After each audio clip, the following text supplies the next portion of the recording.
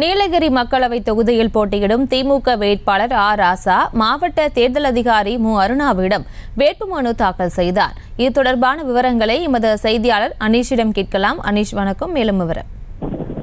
வணக்கம். நீலகிரி மாவட்டத்தில் இருக்கக்கூடிய நாடாளுமன்ற தொகுதிக்கு உட்பட்ட திமுக சார்பில் போட்டியிடும் வேட்பாளர் ஆர் ராசா உதகையில் உள்ள கலைஞர் அறிவாலயத்திலிருந்து வாகனம் மூலம் உதகை மாவட்ட ஆட்சியர் அலுவலகத்தில் தேர்தல் நடத்தும் அதிகாரியான அருணாவிடம் வேட்புமனு தாக்கல் செய்தனர். நாடாளுமன்ற தேர்தலில் நீலகிரி நாடாளுமன்ற தொகுதியில் 4 முனை போட்டியானது நிலவி வருகிறது.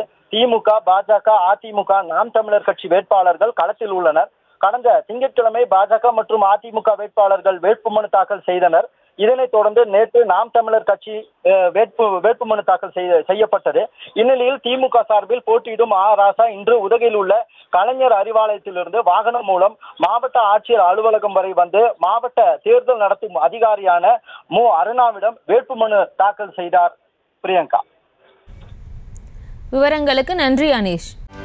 செய்திகளை உடனுக்குடனும் துல்லியமாகவும் தெரிந்து கொள்ள சப்ஸ்கிரைப் பண்ணுங்க.